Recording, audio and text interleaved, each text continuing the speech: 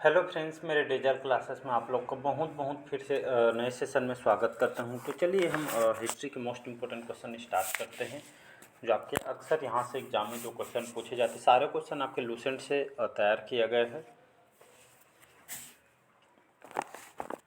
तो चलिए सेशन को बढ़ाते आगे। पिछले क्लासेस को भी देख लीजिएगा, सारे क्वेश्चन इंपॉर्टेंट है। हिस्ट्री के मोस्ट इंपॉर्टेंट मैं छांट के लेके आया हूँ, जो आपके सभी एग्जाम को कवर कराएगी। कोई भी स्टेट का एग्जाम हो, चाहे सेंट्रल गवर्नमेंट को हो, SSC, railway, UPSC, PSC, Vyapam वगैरह, लगभग सभी एग्जाम को कवर कराएगी।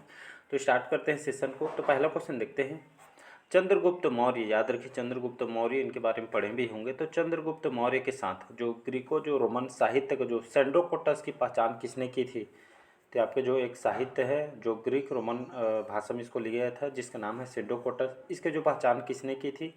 तो आपके B.R. भंडारकर ने, अलेक्जेंडर कनिंघम ने, आप R.P. चंद्रा ने, या आपका विलियम जोन्स ने। तो इसका जो करेक्ट आंसर हो जाएगा विलियम जोन्स करेक्ट आंसर हो जाएगा। तो विलियम जोन्स ने पहचान की थी, किसके द्वारा पहचान की थी? तो ये आपका चंद्रगुप्त मौर्य के, तो इसके शासनकाल में आए हुए थे। तो विलियम जोन्स ने इस सेंड्रोकोटस की पहचान की थी। ये आपके एग्जाम में आया हुआ क्वेश्चन है, तो इसको याद रखिए, इसका डी ऑप्शन करेक्ट आंसर हो जाएगा।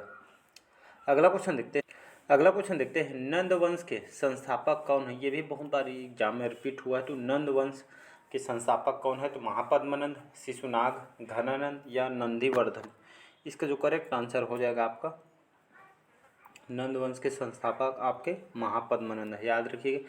तो इनको सम्राट महापद्मनंद के नाम से इसको जाना जाता था। ये आपके भारत के यहाँ पे प्रथम ऐतिहासिक चक्रवर्ती सम्राट के नाम से इसको जाना जाता है, और इनको ये चक्रवर्ती सम्राट होने के इनको गौरव प्राप्त है। इनका जो शासनकाल है लगभग 367 से 300 ये आपके 367 से 388 तक इन्होंने यहाँ पे शासन किए हैं। महापद्मनंद जो भारत के ऐतिहासिक सम्राट के रूप में इनको जाना जाता है। तो इसको याद रखिएगा। तो नंद वंश के संस्थापक अगर पूछे एग्जाम में, तो आपको महापद्मनंद करेक्ट आंसर ले लेना है। अगला क्वेश्चन देखते हैं। दक्षिण भारत में, याद रखिए, दक्षिण भारत में धरणीकोटा स्थान किस प्राचीन राजवंश से संबंधित है? चोल वंश, सातवाहन वंश, पांड्य वंश या आपका चेर वंश। तो इसका जो करेक्ट आंसर हो जाएगा आपका बी ऑप्शन करेक्ट आंसर हो जाएगा, सातवाहन वंश। तो दक्षिण भारत आपके जो आंध्र प्रदेश साइड आ जाता है दक्षिण भारत में। तो दक्षिण भारत में जो धरणीकोटा जो स्थान है, एक तरह का स्थान है, तो आपकी प्राचीन राजवंश से संबंधित है। तो कौन से प्राचीन राजवंश से संबंधित है? तो आपके सातवाहन काल से संबंधित इस राजवंश से। और आपके जो सातवाहन जो वंश है आपके, कहाँ से इसकी जानकारी मिलती है? तो आपका जो आंध्र प्रदेश सिटी, इसको अभी वाइजैग भी कहा जाता है। तो आंध्र प्रदेश जो है आंध्र प्रदेश के जो गुंटूर जिला है, तो यहाँ पे एक डिस्ट्रिक्ट है, शहर, वहाँ पे जो सातवाहन साम्राज्य की राजधानी की जानकारी यहाँ से मिलती है। तो इसको याद रखिएगा। तो सातवाहन की जानकारी जो है वर्तमान में आंध्र प्रदेश के जो गुंटूर जिला, एक शहर जो सातवाहन साम्राज्य की यहाँ पे राजधानी थी, मतलब कभी इन लोग यहाँ पे शासन करते थे, कहने का मतलब यही है। तो इसका बी ऑप्शन करेक्ट आंसर हो जाएगा। अगला क्वेश्चन देखते हैं, और यहाँ पे एक करंट अफेयर से क्वेश्चन बता देता हूँ। जो आंध्र प्रदेश के भी जो यहाँ की राजधानी थी, उसको चेंज कर दिया गया। अभी वाइजैग यहाँ विशाखापट्टनम यहाँ की नई राजधानी बना दी है। यहाँ के सीएम कौन है? तो यहाँ का जो सीएम है आपके जगन मोहन रेड्डी, तो जगन मोहन रेड्डी यहाँ के मुख्यमंत्री हैं। तो इसको याद रखिएगा। अगला क्वेश्चन देखते हैं। शुंग वंश के संस्थापक कौन थे? तो पुष्यमित्र, अग्निमित्र, वसुमित्र या वज्रमित्र। तो इसका जो करेक्ट आंसर है, शुंग वंश के संस्थापक कौन है? तो शुंग वंश के जो संस्थापक आपके पुष्यमित्र शुंग है, याद रखिएगा। इसका B option A option correct answer हो जाएगा। याद रखिए, शुंग वंश के संस्थापक पुष्यमित्र शुंग को कहा जाता है। और ये आपका जो पुष्यमित्र जो शुंग है, ये आपके जो मौर्य जो साम्राज्य के जस्ट पतन के बाद ये आपका आया था। इसके पहले मौर्य साम्राज्य था, इसके पतन के बाद आपका शुंग वंश आया था। और लगभग इनका जो शासनकाल है 185 से 75 ईसा पूर्व तक यहाँ पे इन्होंने शासन किया था। तो इसको याद रखिएगा। और ये आपके जो शुंग वंश है, ये आपके कहाँ पे आपके शासन किए थे? भारत आपको भारत में। दूसरा आपका पाकिस्तान में, तो इन क्षेत्रों में इन लोग यहाँ पे शासन किए थे, तो इसको याद रखिएगा। अगला क्वेश्चन देखते हैं। अगला क्वेश्चन देखते हैं, निम्नलिखित में से किस राजवंश की जो पहचान केवल सिक्कों के आधार पर हुई थी? तो गुप्त वंश का, कुषाण वंश का, या आपके राष्ट्रकूट वंश का, या चालुक्य वंश का? इसका जो करेक्ट आंसर हो जाएगा 6 का करेक्ट आंसर जो हो जाएगा आपका, तो यहाँ पे कुषाण वंश बी ऑप्शन करेक्ट आंसर हो जाएगा। और कहा जाता है भारत में जो सर्वप्रथम किसने सिक्कों को जारी किया था? तो याद रखिए कुषाण वंशी यहाँ पे भारत में सबसे पहले इन्होंने सिक्का को, मतलब इनकी जानकारी मिलती है, और सबसे पहले सिक्का इन्होंने चलाया था, तो इसको याद रखिए। तो आपका जो कुषाण राजवंश की जो पहचान केवल सिक्कों के आधार पर हुई थी, तो क्या कारण था इसके जो सिक्कों के आधार पर हुई थी? तो कहने का मतलब है जो कुषाण वंश थे ये इनके अभिलेख नहीं होने के कारण यहाँ पे, तो जो कुषाण जो प्राचीन जो भारत के राजवंशों में से एक इनको माना जाता था, तो अभिलेख नहीं मिलने के कारण इसको ये आपके सिक्कों के आधार पर इनकी पहचान की गई थी, तो इसको याद रखिए। तो ये आपके कुषाण वंश जो भारत के ये आपके प्राचीन राजवंशों में से एक इनको माना जाता है। अभिलेख नहीं मिलने के कारण यहाँ पे पहचान सिक्कों के आधार पर की गई थी, तो इसको याद रखिएगा। अगला क्वेश्चन देखते हैं। अगला क्वेश्चन देखते हैं, निम्नलिखित, याद रखिएगा 7वां क्वेश्चन है, निम्नलिखित कौन से राजा सुदर्शन झील की मरम्मत से संबंधित है? मतलब कहने का मतलब है कौन से राजा के द्वारा जो आपका जो सुदर्शन झील है इसकी मरम्मत करवाई गई थी जब टूट गया था, मतलब यहाँ पे टूट गया था झील, तो इसकी मरम्मत किसके द्वारा करवाई गई थी? रुद्रदामन के द्वारा, गौतमी पुत्र सतकर्णी के द्वारा, या खारवेल के द्वारा, या डी है आपके अशोक के द्वारा? तो इसका जो करेक्ट आंसर हो जाएगा, कौन सा करेक्ट आंसर हो जाएगा इसमें से? तो रुद्रदामन इसका करेक्ट आंसर हो जाएगा। तो याद रखिए सुदर्शन झील जो यहाँ पे मरम्मत जो काम है रुद्रदामन की करवाया गया था। वर्तमान में सुदर्शन झील कौन से राज्य में है? आपके भाई कई बार एग्जाम में क्वेश्चन पूछा है, तो इसको याद रखिए। अभी वर्तमान में आपके गुजरात राज्य में सुदर्शन झील स्थित है। इसके निर्माण किसके द्वारा करवाया था? तो चंद्रगुप्त मौर्य, याद रखिएगा सम्राट चंद्रगुप्त मौर्य के द्वारा, इनके द्वारा इसको तैयार किया था। लेकिन इनके जो प्रांत के जो राज्यपाल थे इनके द्वारा जो रुद्रदामन थे इनके द्वारा इसको, इस बांध टूट जाने के कारण इसको ये आपके रुद्रदामन के द्वारा सुदर्शन झील जो गुजरात में, इसका मरम्मत इनके द्वारा किया गया था। तो इसको याद रखें। निर्माण पूछे तो आपको चंद्रगुप्त मौर्य लेना है। उनके राज्यपाल ने जो आपके रुद्रदामन थे इन्होंने इसका मतलब ये आपका सुदर्शन झील का मरम्मत बांध टूट जाने के कारण इसको कराया गया था, तो इसको याद रखिएगा। अगला क्वेश्चन देखते हैं। अगला क्वेश्चन देखते हैं, निम्नलिखित में से कौन सा वैदिक युग में उगाई जाने वाली सबसे महत्वपूर्ण अनाज थी? तो आपके वैदिक युग में उगाई जाने वाली सबसे महत्वपूर्ण अनाज कौन सी थी? गेहूं, जौ, मक्का या चावल? तो इसका करेक्ट आंसर हो जाएगा आपका डी ऑप्शन राइस, जिसको हम चावल के नाम से इसको जानते हैं। तो कहा जाता है वैदिक युग में उगाई जाने वाला सबसे महत्वपूर्ण अनाज आपका चावल थी। याद रखिए एग्जाम में क्वेश्चन पूछा है। इसके बाद अगर पूछें तो इसके बाद वीट था। वीट को क्या बोलते हैं? इंग्लिश में वीट बोलते हैं, हिंदी में इसको हम गेहूं बोलते हैं। तो इसके बाद गेहूं यहाँ पे जानकारी मिलती है, तो इसको याद रखिए। आंसर आपको चावल लेना है, दूसरा पूछते तो आपको गेहूँ लेना है। अगला क्वेश्चन देखते हैं। अगला क्वेश्चन देखते हैं, अशोक की माता, पत्नी और पुत्री का नाम क्या था? तो महादेवी, सुभद्रा और संघमित्रा, शुभद्रांगी, या महादेवी संघमित्रा या महादेवी या संघमित्रा या शुभद्रांगी था, या इनमें से कोई नहीं थी। इनके जो माता सम्राट जो अशोक है इनके बारे में पढ़े होंगे। तो अशोक की जो माता थी और पत्नी, उनकी पुत्री का नाम क्या था? तो इसका बी ऑप्शन करेक्ट आंसर हो जाएगा। तो उनकी अशोक जी की माता का नाम आपका शुभद्रांगी था और उनकी पत्नी का नाम महादेवी था और उनकी जो पुत्री थी उनका नाम था संघमित्रा नाम था। तो याद रखिएगा।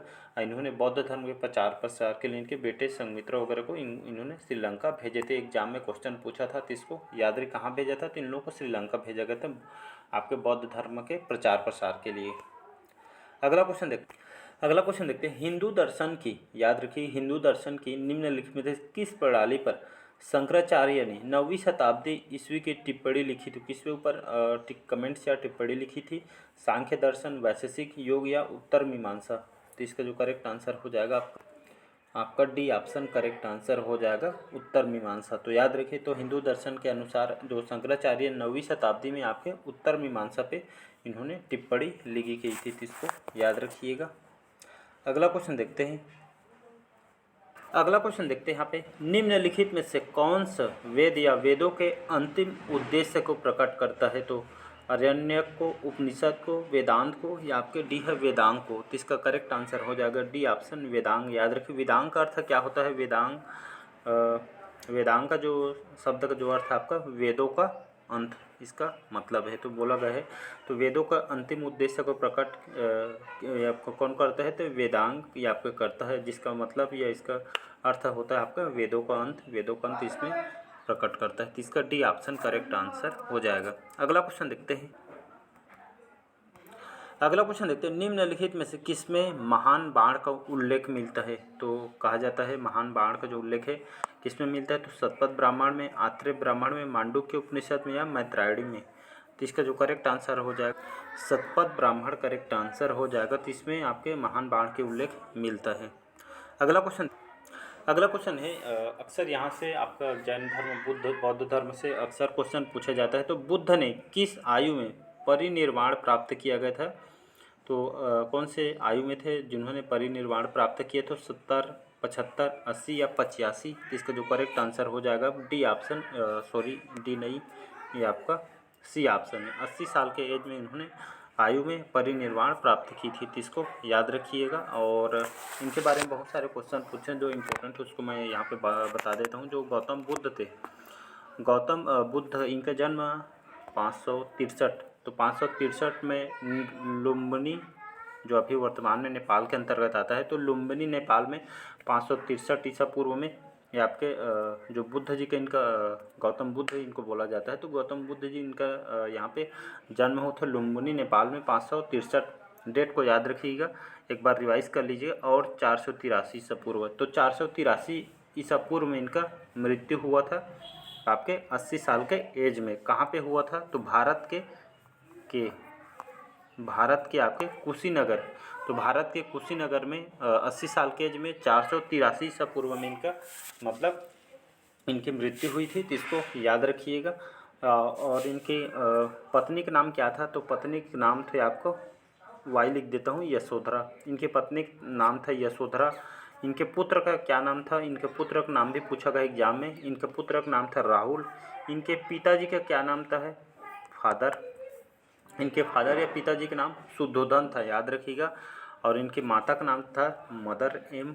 तो इनके माता का नाम था आपका माया देवी, इनके माता जी का नाम था। तो यहाँ से क्वेश्चन पूछते हैं जो इम्पोर्टेंट बन सकते थे, इसको मैं इंक्लूड कर दिया हूँ। इसको एक बार रिवाइज कीजिएगा। रिवाइज करेंगे तो आपको सारे क्वेश्चन बढ़ने लगेंगे। क्या एग्जाम में कन्फ्यूज वगैरह नहीं होती, इसलिए रिविजन करिएगा। एक बार 1 से 2 बार देखेंगे तो आपको प्रॉपरली याद हो जाएगा। तो याद रखिए इसका सी ऑप्शन करेक्ट आंसर हो जाएगा। अगला क्वेश्चन देखते हैं। चारवाक दर्शन के संबंध में निम्नलिखित कौन सा कथन सही है? तो कौन सा कथन यहाँ पे सही है और चारवाक दर्शन के बारे में, तो उसको बताना है। तो उन्होंने ज्ञान के एकमात्र स्रोत के रूप में संवेदी धारणा को स्वीकार किया था। वे आध्यात्मिक मुक्ति की खोज के विरोधी थे। और यहाँ पे केवल नीचे दिए गए कूट में सही विकल्प का चयन करना है। तो केवल 1, केवल 2, केवल 1 और 2, या अगर न तो 1 न तो डी। तो इसका करेक्ट आंसर हो जाएगा आपका सी ऑप्शन, दोनों आपके चारवाक दर्शन से संबंधित है। तो याद रखिएगा, तो आपका दोनों करेक्ट आंसर हो जाएगा। अगला क्वेश्चन देखते हैं। मौर्य, याद रखिएगा मौर्य राज्य की राजधानी कहाँ स्थित थी? तो आपका पिपलीवाना, मिथिला, सुपुत्रा, या आपका रामग्राम। तो इसका करेक्ट आंसर हो जाएगा आपका पिपीला नहीं, आपका पाटलिपुत्र है। टाइपिंग मिस्टेक हो गया है, उसके लिए सॉरी।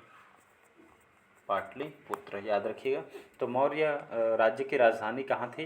पाटलिपुत्र थी इसकी राजधानी थी। इसका जो करेक्ट आंसर हो जाएगा यही आपका हो जाएगा। तो मौर्य की राजधानी पाटलिपुत्र थी। इसको अभी वर्तमान में किस नाम से जाना जाता है? तो वर्तमान में इसको हम पटना के नाम से इसको जानते हैं। तो इसको याद रखिए। मौर्य राजधानी आपकी पाटलिपुत्र, पटना के नाम से जानते हैं। इसकी स्थापना की थी, मौर्य राजवंश की स्थापना किसने की थी? ये इंपॉर्टेंट क्वेश्चन है। तो आपका चंद्रगुप्त CM लिख दिया हूँ।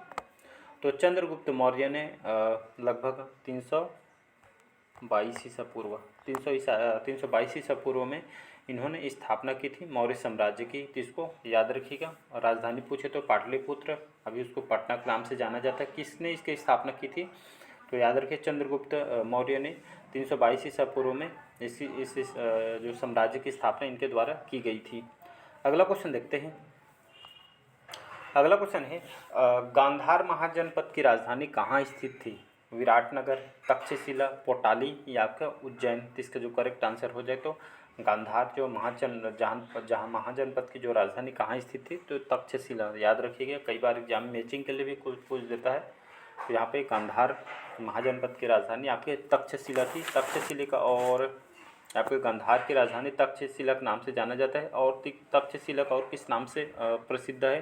तो इसको ज्ञान और शिक्षा के लिए इसको नगरी के नाम से इसको जाना जाता है। याद रखिएगा, ज्ञान और शिक्षा के लिए इस तक्षशिला को, इस नगरी को जाना जाता है। तो इसको याद रखिएगा। वर्तमान में जो तक्षशिला है ये आपके पाकिस्तान में आता है। पी लिख दिया हूँ पाकिस्तान। और इसको तक्षशिला को रावलपिंडी के नाम से इसको जाना जाता है वर्तमान में। तो इसको याद रखिएगा। तो चलिए, आज का सेशन कैसा लगा कमेंट करके ज़रूर बताइएगा। आज का सेशन यहीं तक रखते हैं। इसको प्लीज़ आप रिवाइज़ कीजिएगा। सारे क्वेश्चन इंपॉर्टेंट है आपके। कोई भी एग्जाम का क्वेश्चन पेपर जीके जिसके उठा कर देख सकते हैं। सारे क्वेश्चन आपके पूछे गए हैं। सारे क्वेश्चन आपके लूसेंट से तैयार किए गए हैं। तो चलिए मिलते हैं अगले पार्ट में। इसी तरह के सेशन लेकर आऊँगा। अच्छा लगे चैनल को लाइक, शेयर और सब्सक्राइब कीजिए और अपने फ्रेंड सर्कल में इस क्लासेस को शेयर कीजिए ताकि इन लोग भी इसका लाभ उठा पाएँ। तो चलिए, थैंक यू।